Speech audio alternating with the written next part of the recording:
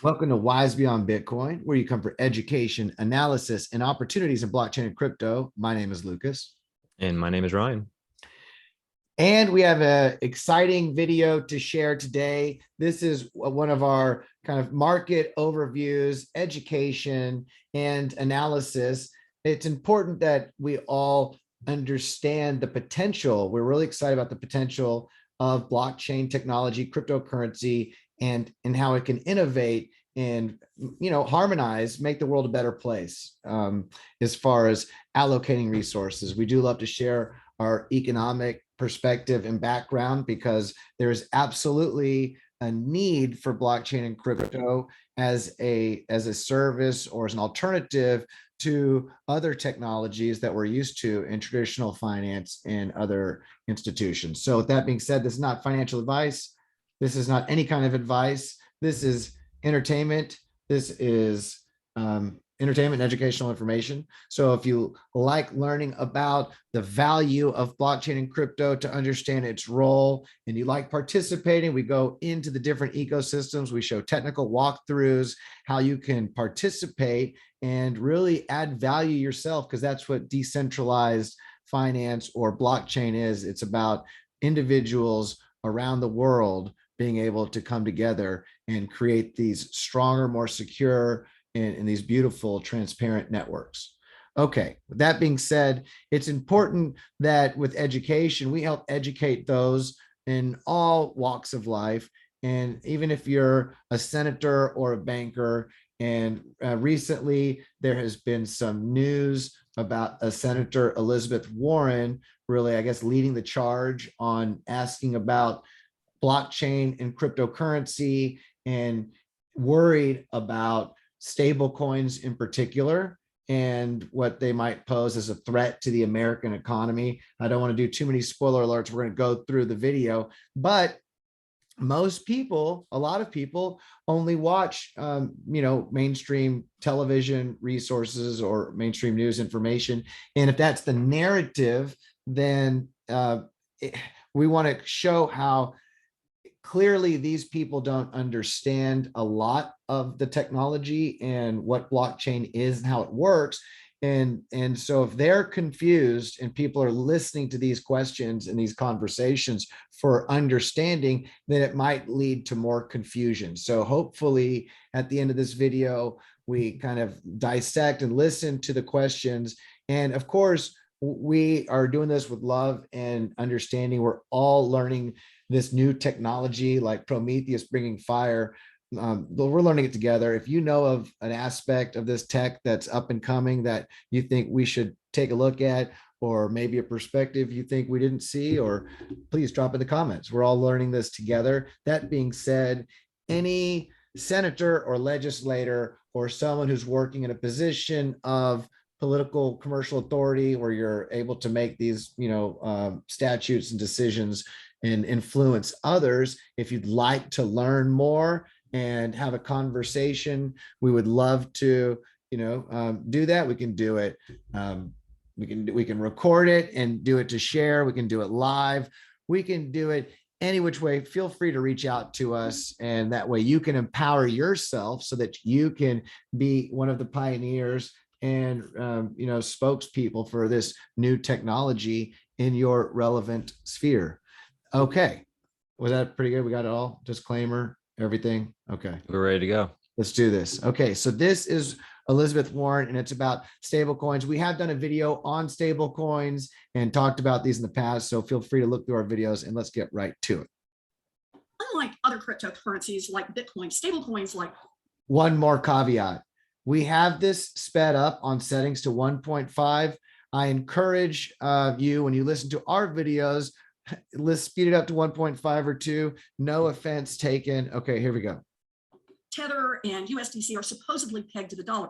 And the reason for this is to reassure people that stablecoins are as stable as using the dollars you have in your wallet or in your checking account. A stablecoin dollar, in other words, will supposedly be worth a real dollar. Now, that would make it a lot easier and a lot safer to trade among different tokens, to put up collateral for a risky bet, or even to pay for a cup of coffee at your local bodega. But I want to examine whether or not the stablecoin talk matches the stablecoin reality. Ms. Goldstein, let's say that I own $10 worth of Tether or USDC. If I want to trade my $10 worth of these tokens, am I guaranteed to get $10 back? No, Senator, you're sort of dependent on the exchange where you're trading it. Because as a US retail customer, I cannot go to Circle and say, please redeem my USDC. And Tether explicitly says no US customer can redeem Tether. So I have to trade it on an exchange. Sometimes it fluctuates. Sometimes it's a little above the dollar. Sometimes it's a little below. But if there were a run, the peg could collapse. And we also don't really know necessarily what's backing all of these stablecoins, right? Tether is. Hold on a second. I want to get into that. Okay. I promise. Because Well, I mean, we can continue to go through it, but before we go further, I did just want to mention, when people hold dollars, it's not like we live in a world where the dollar is backed by silver or gold. No one holds dollars with the desire to go redeem a dollar. People don't hold dollars. You don't. No one just go buy things with it. They just go buy things with it, but they don't hold dollars so that they can go to the bank and redeem their dollars for that value. So it's irredeemable. It's not redeemable. So the idea that people. So why would the USDC be redeemable? Right. If it's here's what I would elaborate on what you're saying. It's not backed in the sense that it's redeemable. It's backed in the sense that it's pegged. That's the way they hold assets in reserve, in custody, so that there's a relationship. So there's trust, really, so that people don't think, oh, you're just creating these tokens at will and you have nothing underlying it. But there's a soft peg that occurs, and there's a range it trades in. But a peg is very different from a redeemable medium. Like when the dollar was backed by gold, it was redeemable. It was backed in a way that was redeemable. So you could go and convert that to the other, but there's no claim on the part of Tether or USDC to redeem. No one to be anything with just a peg. Right. No one says, I've got my USDC, I've got my Tether, now give me my dollars. No. There's no such thing. They're just pegs, like you said. So her question shows misunderstanding. So it's important. I'd say it's like she's moving. When people in arguments move between different meanings of words to kind of obscure the gap in their reasoning.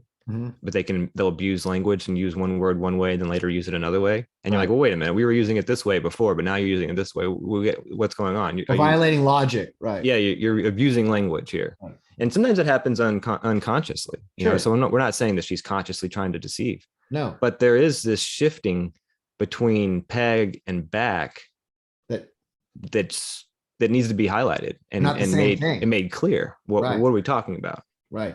So to alleviate her and everyone's concern, none of these stable coins they're not meant to be redeemable. They're not backed in the sense that people go to the window and there's a run on stable coins where they're hoping to have that.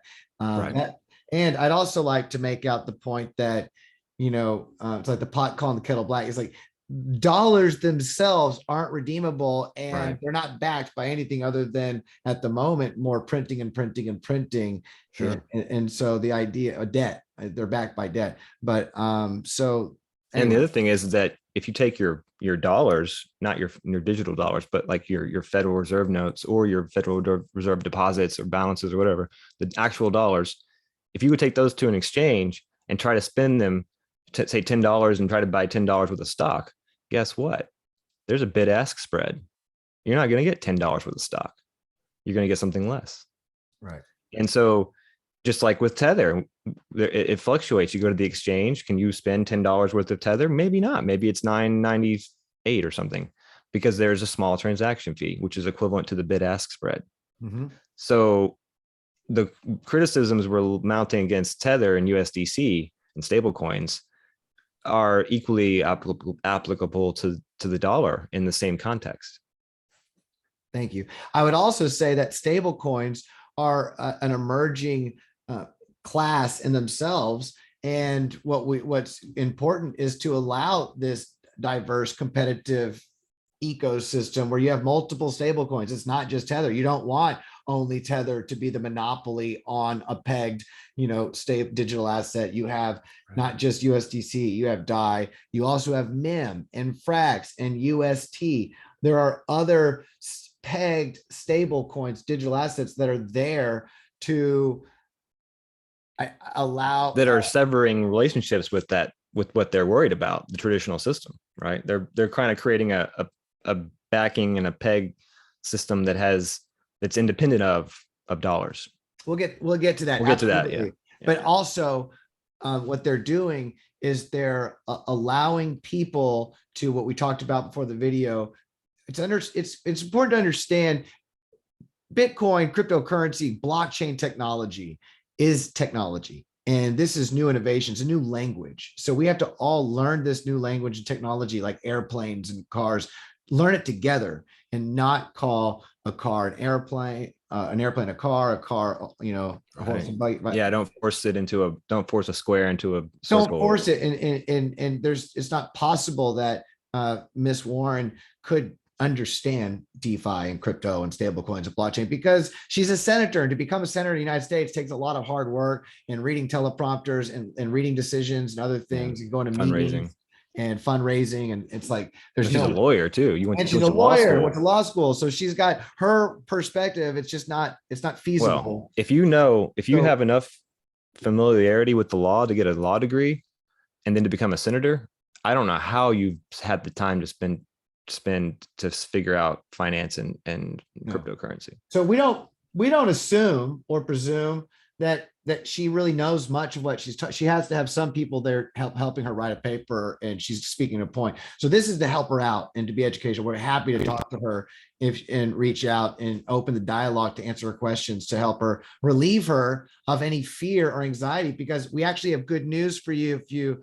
sit through this, and we'll timestamp it for you, Ms. Warren. But actually, there's some good news about stablecoins and their relationship to the United States economy. And we're going to get to that, but let's get to that. Continue. I want to just underscore this point, that if Tether's tokens were actually backed 1-to-1, it would be one of the 50 largest banks in the country. But we know that it is not. And that's because, according to Tether's own report, only about 10% of the assets backing its stablecoin are real dollars in the bank.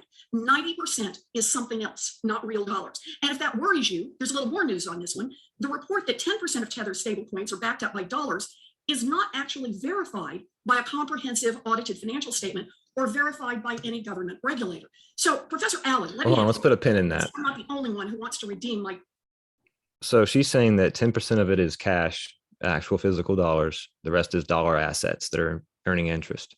She didn't say that. She didn't. But that's what we're saying, right? Well, we know that. We're going to show people that. But she's just saying that 10% is in dollars and 90% is something else.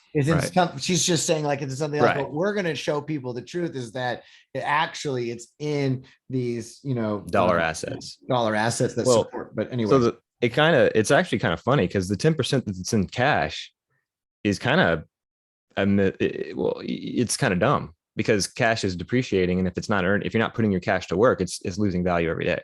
Right. So to back a medium of exchange with a depreciating asset would be silly. Right. Further, it would make perfect sense to back an asset with an appreciating asset, one that earns interest. Guess what? That's what the dollar is. It's backed by bond, by debt, which have an interest.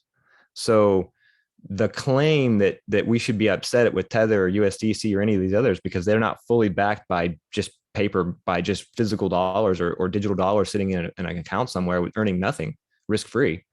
That's dumb, because that would be the worst backing for a medium of exchange, something that's continually losing value and earning no interest. And she should also know this as a lawyer, and we know from monetary history, or should know this. Pardon me. No one should know anything. No, and we don't. Everyone has their scope of knowledge in their, but it used to be in the United States that when it was redeemable for gold for a time, still it was not redeemable to the population. It was only for over-the-counter trades and on and big depositors too, and large depositors. Yeah. So institutions. So Tether, the reason why maybe only has 10% cash reserves is because it might only need to be redeemable to a few institutions that actually require access to cash back on the Tether. They may, for the rest of the DeFi digital asset community, because I know that no one in my world or that I know of has ever worked with a stable coin or Tether with the idea that they can go somewhere and get $1 for it. It's right. Literally just a place. Now, I don't know if she's mentioned it yet, but to speculate that there is error or that there is a divergence in, the price in the market from what one thinks it should be. And Right. that's really what it's for, is to take people away from the volatility, the idea, but we'll get to that Yeah. too, Let's go further. $10 worth of Tether or USDC for dollars. And maybe there's bad news in the market and people rush to cash in their stable coins.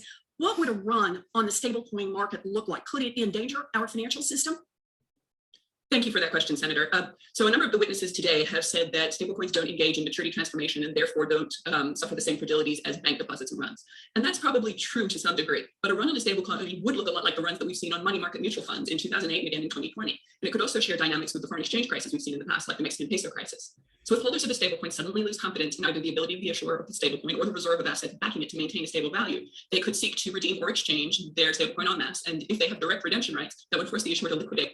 If they have direct redemption rights, like everything she Big just statement. said is feeding into it. It's the reality is that it's all gobbledygook. What they're speaking of is in a unicorn world, where if unicorns were in charge of rainbows, how would it come from their eyeballs, their mouths, or their rears?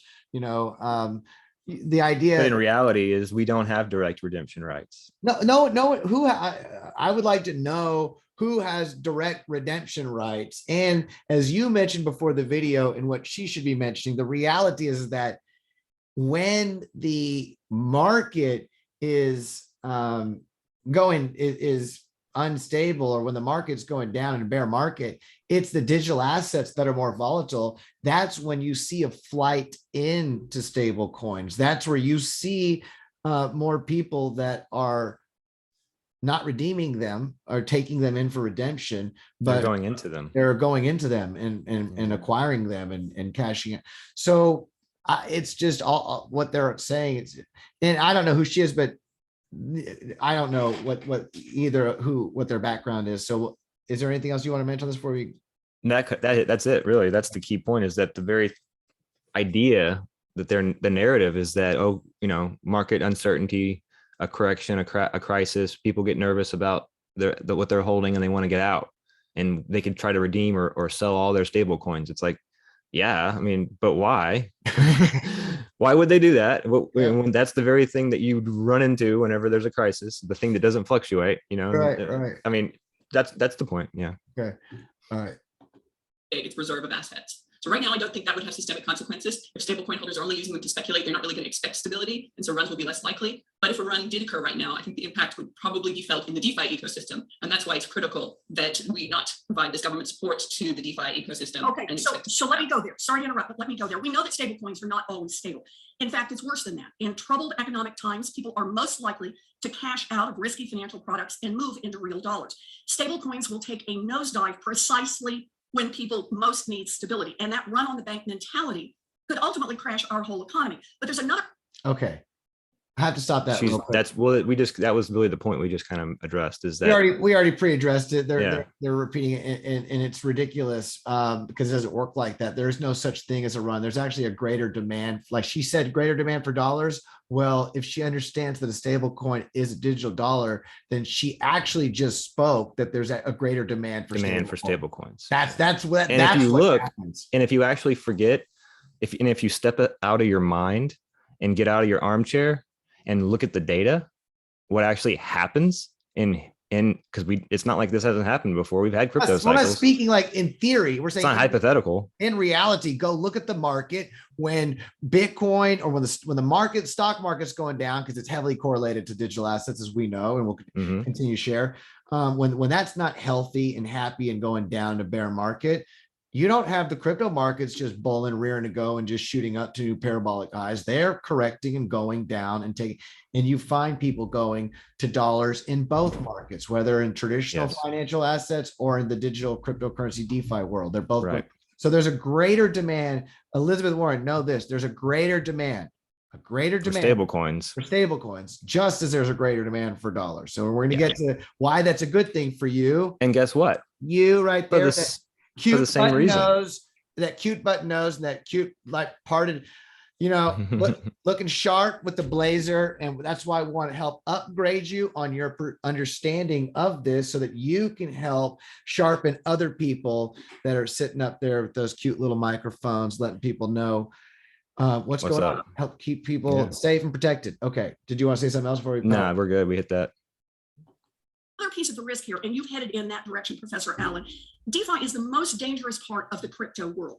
This is where the regulation is effectively absent, and no surprise, it's where this DeFi, I would disagree, it's not the most dangerous. I would say that there's a level of scams, and there's a huge market out there that's ripping people off, and I mean like elite like scams that are very well orchestrated, that exist, that fleece people, that are more at risk than DeFi itself. When you look at just look at Aave, look at Uniswap, they're still around. It's not like, look at all these big DeFi protocols that, no, you may have a small. Or about BitConnect. That wasn't a DeFi protocol. No, it wasn't. And OneCoin. I want to put, and I've pulled that up exactly. So again, and we'll get into that. Okay. Scammers and the cheats and the swindlers mix among part-time investors and first-time crypto traders. Shoot, in DeFi, someone can't even tell if they're dealing with a terrorist. Stablecoins provide the lifeblood. Actually, let's just address the terrorism situation, because we've been in crypto for a few years and we've interacted on I'm on Discord talking to developers, and we're working, listening to the teams and reading their Medium articles. How rational, you mentioned this actually, Ryan, what is the probability that knowing how many people even in the developed in the United States even understand, Senator Warren doesn't even understand how cryptocurrency works in digital coins, and she's a lawyer, so how many people in whatever Pakistan, areas, nations of Afghanistan terrorism have these huge elaborate computer rigs and systems where they've educated themselves on cryptocurrency and DeFi, and the idea that DeFi in crypto is some market ripe for terrorism is moronic. It's definitely Omicron at its finest. Well, it's a stretch to think that the people who don't have the infrastructure and the modern universities and the technological investment and all that we come to think of as the modern world, they don't have that really as much. They're lucky if they have plumbing, maybe, a small one-room school for the kids, and the women aren't even allowed, the girls can't go, it's just for the boys, So these are the people that are interacting with these protocols, these cutting edge protocols in DeFi, Web3, that require access to certain computer applications, and my BS meter is pinging. BS meters pinging, and think about this: blockchain crypto. Unless you're looking at other protocols that we like to cover, like the Secret Network and others that are understanding privacy and are new and emerging, very very young. Unless you look at those, I mean, the reality is that Bitcoin, cryptocurrency, is a decentralized public ledger. We talk about this all the time, but nothing about cryptocurrency, Tether or Ethereum or nothing about that is hidden or discreet. The moment you have someone's address, you can follow everything. In fact, the IRS, the government, they have departments that specialize in chain analysis that can take your address. And you can even do it as an individual. We've been there's a viral series of videos on YouTube right now of an individual who had his MetaMask hacked, lost some memos, and then reached out to the community, had some assistance, and before you know it, a few users, just everyday crypto users, had figured out a whole series of wallets, traced it back to Binance, and know exactly the wallets involved. So to that point, these are just everyday people doing this. Right. So if you and me can spend an hour or two on Snowtrace or on YouTube figuring out, what chain of wallets we're sending money between to rip us off, if we can do that ourselves, then that it's not a good place to do illegal activity, because it's permanent, it's public, and you're not gonna escape it. It's gonna follow you around. Right. Exactly. So those of us in blockchain know that you have to do the right thing because it's a public blockchain. I mean, it's not a place for criminality. And does it make even sense? I don't know who is out there. I don't know what market you go to and where it is that people are buying all these illicit things and weapons and horrible, things with cryptocurrency, where that is even a thing. It's always been cash. Hasn't it always been cash? Like, meet me at the docks with a suitcase full of cash, not meet me at the docks with a Trezor wallet and make sure that it's, or whatever. I mean, the whole thing is kind of silly, but we've got more holes to yeah, let's go on. A couple more points to make. DeFi ecosystem. In DeFi, people need stablecoins to trade between different coins, to trade derivatives, to lend and borrow money, all outside the regulated banking system. Without stablecoins, DeFi comes to a halt. So, Professor Allen, does DeFi threaten our financial stability, and can DeFi continue to grow without stablecoins? I don't think DeFi can grow without stablecoins. I think it would struggle. Right now, I think DeFi is contained to the point where it won't impact financial stability. But if it grows, I think there's a real threat there, particularly if it becomes intertwined with our traditional financial system. And there is industry interest in pursuing this integration on both the traditional finance and the crypto side. So I think it's critical that stablecoins not be allowed to fuel that growth.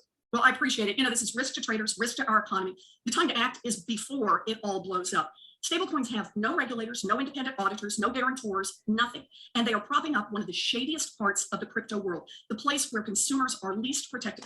It's actually not shady at all. We look at providing liquidity and Uniswap. These are actually public, open, transparent protocols. It just goes to show she's very, very misunderstood. But while we were bringing up the topic of shady, people are still asking to audit the Fed, by the way. People are still asking. Well, yeah, that's true. But to know, I'm just stating. The books are public. You can go look into it, but that's political more than anything. But I agree with you but here's the point. The mainstream system has got a lot of shady elements to it. And I think we had one in mind that we were going to touch on with the Pandora papers. Because while we're sitting here talking about criminality and elements of the economy that are unobservable or shady, right? Or not able to be seen by regulators. Well, why not we talk about these criticisms apply 1,000 times to the mainstream financial system. And let's look at it in proper scope, because she mentions that stable coins or DeFi can somehow undermine the US economy. And that would be like stating that a small ant bed on 100 acres could undermine the trees in the forest. It's relative. It's tiny. And ants don't mess, and they don't really mess up with trees. And we're going to get to that, because stable coins actually don't hurt the US economy, and they don't hurt the dollar. Because actually, if you look at what a stable coin is, it is a digital token that, in order for it to be minted, to be backed, to be pegged, to come into creation, it requires someone pool of assets who bridged, who on-ramped fiat and took dollars, and in exchange for those dollars that are losing value to inflation, like you mentioned before the video, they're taking it and they're going out, and we'll point out Tether's breakdown, but they're going out and they're buying corporate bonds, they're buying treasuries. They're actually going out there and supporting the US economy in many ways, and just like when you stake ETH or stake whatever, you're pulling those tokens out of circulation, which serves a deflationary effect onto them, right? Because now they're not being, there's less to be sold, there's less volume, there's less available to be sold, right? There's less sales happening. Right.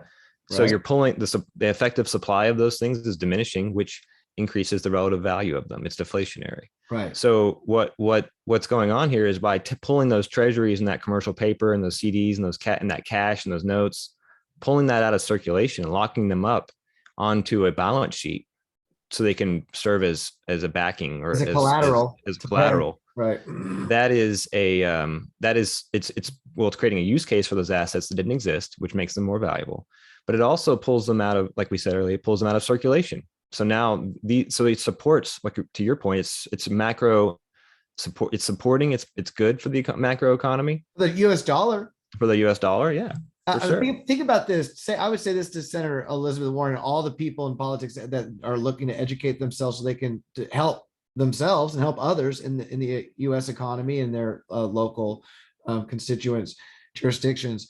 The idea is this: if you have, in a world where the world reserve currency, the dollar, is often being undermined or spoken of by other nations as not being as desired for purchasing assets in the international market, to see a time right now where stable coins are creating a demand. This new digital token has created billions of dollars of demand for the Dollar US, assets. the dollar assets again, when it's waning in other areas. People. We know what that does. Let's do a quick summary. That all that does is lower interest rates. It makes it easier for you to borrow. Makes your mortgage cheaper. Right. That's all that does. It keeps interest rates low, because when those assets don't have a home, when there's not demand for them, then the rate of interest, the price falls and the interest rates go up. So in many ways, stablecoin, a healthy, thriving stablecoin community is actually bringing health and supporting the American economy in more ways than one. So, and it's in creating, allowing international exposure. This is allowing international exposure to the US dollar into supporting these certificate CDs and bank deposits. So that's huge. So it's completely backwards, Mr. So please get this information out there, because we absolutely want our brothers and sisters and our family and our friends and the people who work in politics in various places to understand what they're talking about, so they can make better decisions for themselves and for others. So a fear over, there's no such thing as a run on stablecoins. So the idea that, I mean, if the US market is going bad, we're going to do a video here pretty soon, because we're going to talk about the Fed and when the decisions there. But the idea that this new small sector, this new technology is going to somehow undermine the. It's actually, now that I think about it, the causal channel where risk emerges for DeFi is through stable coins, but not them themselves, the assets backing them. If these dollar denominated assets were to have some kind of a haircut or some kind of reduction in their perception, how we appraise them, if the market all of a sudden appraised them in a way that they weren't seen as safe, that would spill over into the stable coins, and then would spill over into DeFi. So if you're looking, which makes much more sense than the other direction that Warren's talking about. Right. In other words, you're saying that the bank failure and the Enron and that direction is the more likely scenario, when due to the which happened in the US before, due to the AAA rating not being a AAA rated bond, and due to misvaluations in the US economy, that they're going to take haircut. Poor management of the dollar itself. Poor management of the dollar. And because of that, there's going to a devaluation. Therefore, there would be a devaluation of stable coins. And then into DeFi. And into DeFi. But it wouldn't be from them. It would be coming from the banking, the USI. So that's important. Also, like what you mentioned, I want to give a shout out. Crypto Jordan is a great crypto ambassador and educator, talks about a lot of projects and news. He was baited and hacked by a MetaMask hacker. He talks about one of the most common and tricky scams that are out there. And we have a spoiler going to show you it right now. I've got it pulled up, not his, but a similar one. And I've done a video on that. So, but the point is this. She's worried about the risks of DeFi. And you look at, there are scams out there right now. There are scams out there right now that have been going around for over a year. People, it's the same scam. What he just got hit by is the same scam others have been hit by when Wise Token was launching it before. It's that once you know how to do Web3 development and create a website, you can make a website that looks like another. And then you can hook up a MetaMask and control that, code it to where you have access, and there it's game over. It's done.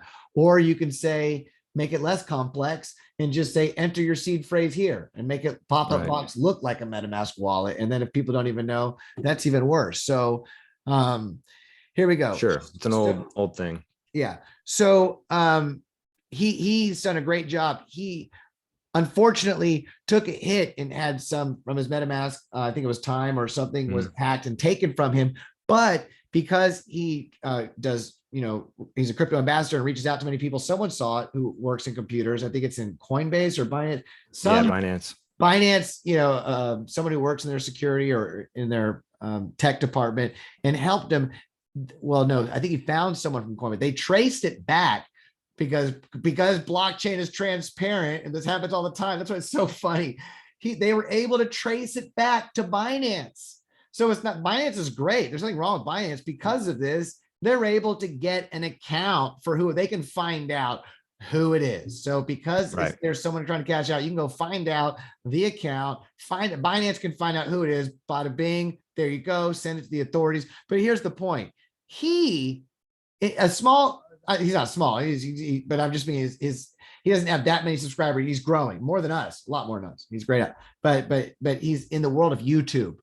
He's not like CNN. He's a small, he doesn't have a huge audience. He reaches out because he got, succumbed to this, incident. He's able to share his experience and able to help others. But the reality is that the SEC in all their glory, they've done nothing on this. What's her Elizabeth Warren? All the these CFTC, any of them. All of these people who know so much and can hire chain analysis groups, in all of their glory, can't do anything and foresee a BitConnect. When you had people in crypto, people in crypto be like, stay away from that. That's not blockchain. That's not crypto. Giving someone your Ethereum or Bitcoin because they say they have a trading bot. Yeah. And they're going to make you all this, and then you have to only use their. Yeah. It's not on a public open protocol blockchain that you have easy access and liquidity to. That's why people got fleeced, right? Because they couldn't pull there was no liquidity. It was a honeypot. Yeah. So a lot of people saw that. They say open source cryptocurrency. Yeah. Not really. Not their trading bot. Not it was a token that you bought, but beyond that, on their platform, no, you had no access. So that's kind of misleading. But you've got BitConnect, and people see scams like this. How about this scam so I would encourage Miss Warren to look at his channel and have her friends take a look at this, because this is a scam, just like scams that are targeting senior citizens with phone calls or emails. This is something that has been targeting American citizens, US citizens, people all over the world as well. A common scam from a very complex network that are doing this and funneling money back to a few advocates. Right. So if this is being done, why is this going down under their nose? Like, literally, you've got all this money funneling back, millions and millions funneling back to one address from these scams. And you don't catch any of this, but meanwhile, you want to make sure that anyone sending a transaction of over $600 reports, like, you got, come on, hold on a second, slow your roll. And okay, we're going to leave a link to this. We're not going to play it, but what you were mentioning earlier, this is just a few days ago. House Ways and Means Committee hold hearing on the Pandora Papers in wealth. Now we made a video on this already. Look at the Pandora paper video. We have a video on it, and we'll leave a link to this so you can hear what he has to say. He makes great points. And you got this article, Ryan. What are the main points that we just want to pull from it? Yeah, I mean, just summarizes kind of what's being discussed. But essentially, the idea is that there's about 35 people all over the world. Not 35 people. 35 world leaders, right? I thought it was 35 trillion. Well, it's trillions of dollars, but it's a very small number of people. Okay, you're right. I think it is like 35, or maybe it's more than that, but it's not a large number of people. And they've laundered, what is the number? 32 trillion or 35 trillion? 35 trillion. It's like, it's like a small group of people, of politicians and billionaires. Here it is. 35 world leaders, 300 public officials, and more than 100 billionaires. So yeah, not a large number of people. About 435 or so. It looks like that. And we're talking about $32 trillion that they've laundered. And 32 trillion.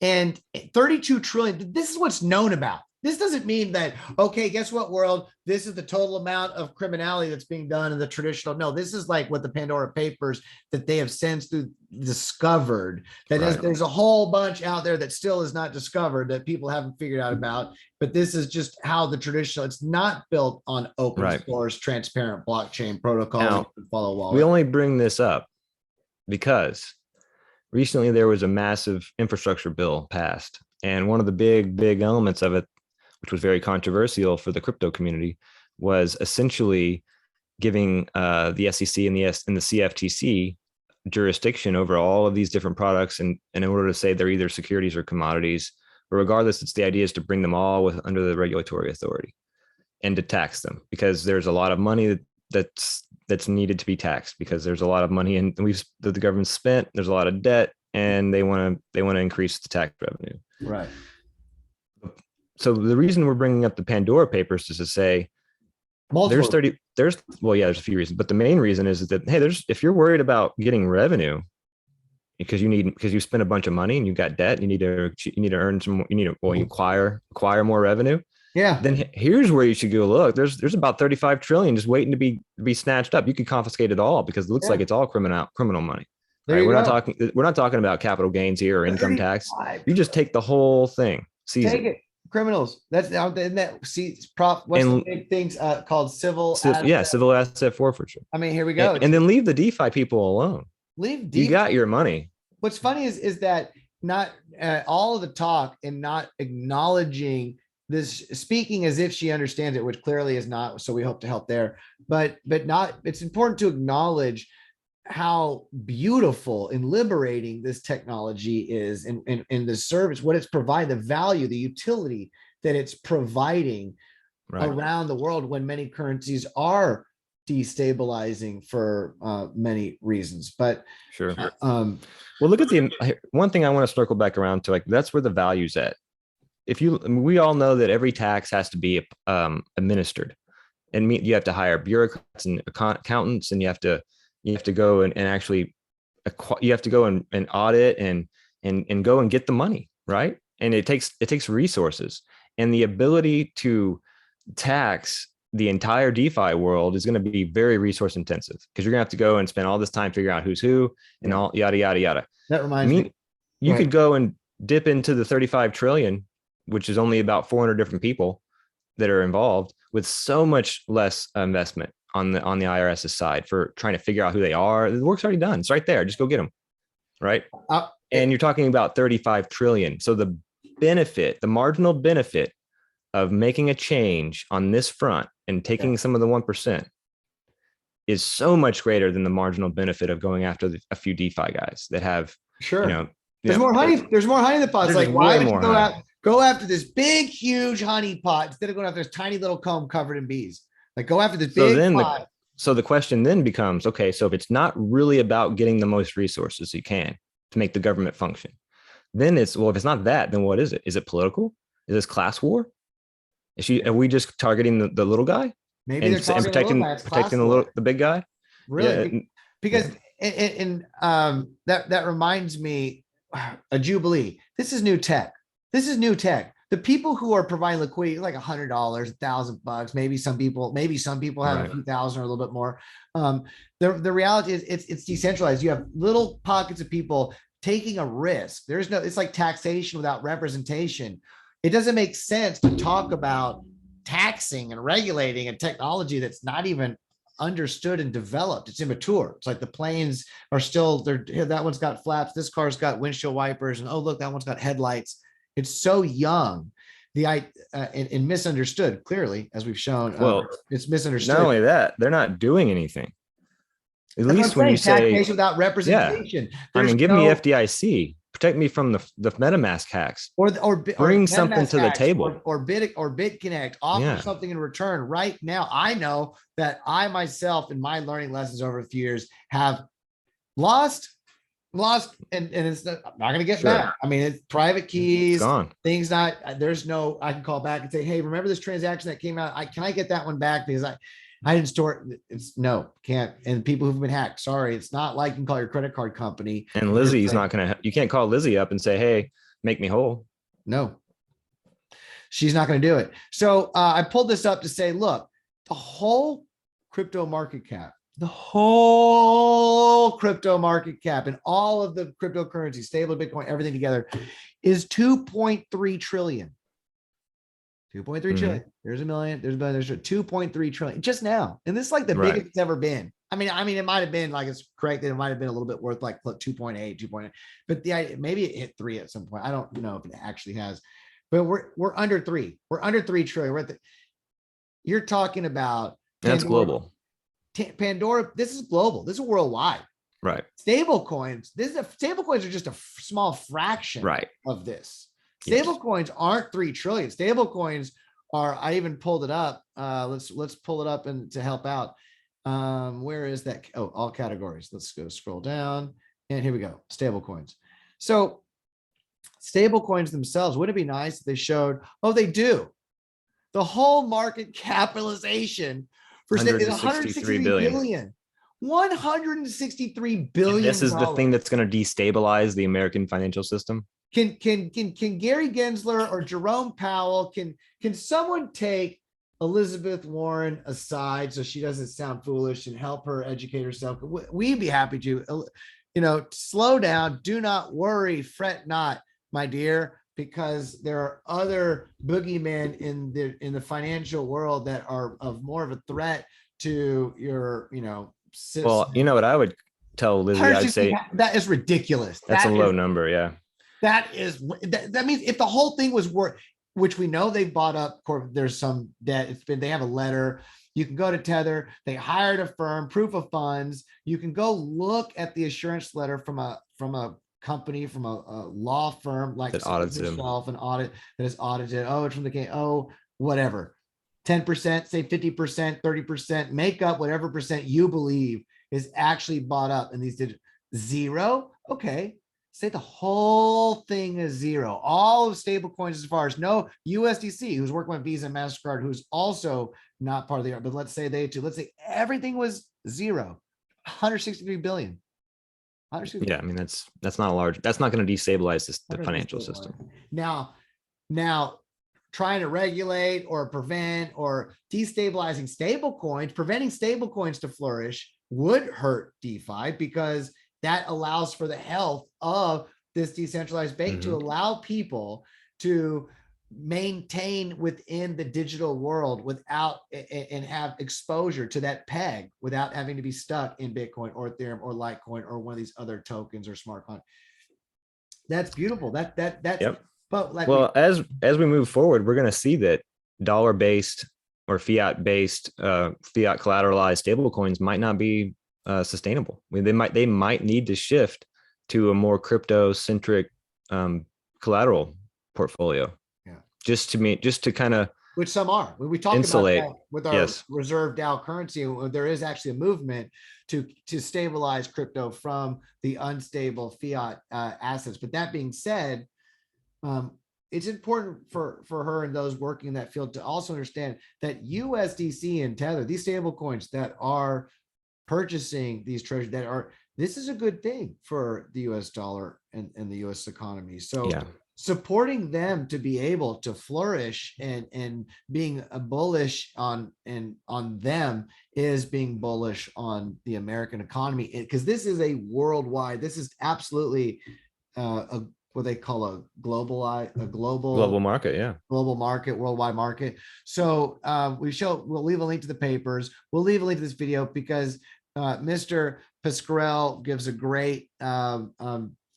Takedown, right, of the Pandora. Of the Pandora papers and how big this is. 35 trillion in what's been discovered in these people and the elite and the billionaires and politicians versus, and here's what's even funnier about this. I would even say this. Do you know that in stable coins and crypto of this 2.3 trillion, the majority of it are those same people? Right. The majority of the people that are in crypto right now, I'm not saying the majority, not the institutions. Not by numbers. I mean, the majority of the funding, the money is coming from the Tesla, Elon Musk and sailors, the Teslas, these huge corporate, with public publicly traded companies or that are representing others that are buying hundreds of millions or 50 million or else they're literally going out and buying large amounts of digital assets, Coinbase and others that have huge portfolios. Those make a larger fraction of the 2.3 than like, hey, Ryan, we're able to put up some money and buy $100 worth of, Atom token or secret or like, or whatever. The whales. You're right. There's a big whale presence. The whale presence dominates. So it's not like, okay. But anyway, so we've gone. Now here's another thing. I've pulled this up. I talk about this in our beware of the scams. This is an example. I'm not going to link this below because this is a scam site. See where it says not secure right here. And it's not HTTPS, it's HTTP. That's why I'm not going to click on this right here, install Kepler. I'm not going to go into their marketplace, all this stuff, because this is not the actual stash site. Now I can figure this out. I don't know programming, developing. I can do research on white papers and projects and even there, do your own research to BYOB, because I have made my mistakes and learned the most that way. So it seems to be my calling, and you don't have to learn through them. Although it's nice to be lucky. And when you do your own research, you'll often find that those decisions you make in the long run, the value gain outweighs the tuition, the cost of those learned lessons. Right. But this is a scam. So I can show this is a scam. A lot of people and look, it's obvious. So all those people, they can go find out. They can go find out right now. NSA, SEC, CIA, FBI, LMNOP, QRS, TUV. Obviously, those of us who know a little bit about the space know we live in a very transparent blockchain analysis, easy to see what you're doing. So we teach this with the idea of know that you're in something. Don't do this for nefarious purpose. The idea is to support communities and engage to help the technology thrive and grow, because it's decentralized. It requires engagement and participation. It's not going to grow without you. But the people that protect are people in the community. We're not having these to that point, if we heard, a few months from now, this site gets pulled down, there's a cease and desist letter sent out by Lizzie Warren's office, and people maybe they're sued and charges are brought, and then anybody who lost money, there's refunds given and people are made whole. If they did that for a few seasons, a year, 2 years, showed that, look at the value we provided to the community because we want to help this technology thrive in a safe ecosystem. But now, that would be a better place to come from, talking about like, we're going to tax you or force you into these boxes, right? But if they're not going to do that much, which is low hanging fruit, right? Low hanging fruit. They're not even willing to do that. If you're new to crypto, this is easy to fall for. If you're new to crypto and don't know much and haven't spent time to understand how these things work, this is easy to fall for. But if you've been around crypto and learned a little bit, you start, it's almost like getting an email from a Nigerian prince saying he just needs some money and then he'll pay you back $1 million. It's like, whoa, grandma, hold on, close the checkbook, and that's what I'm saying here. It's like, this is so obvious.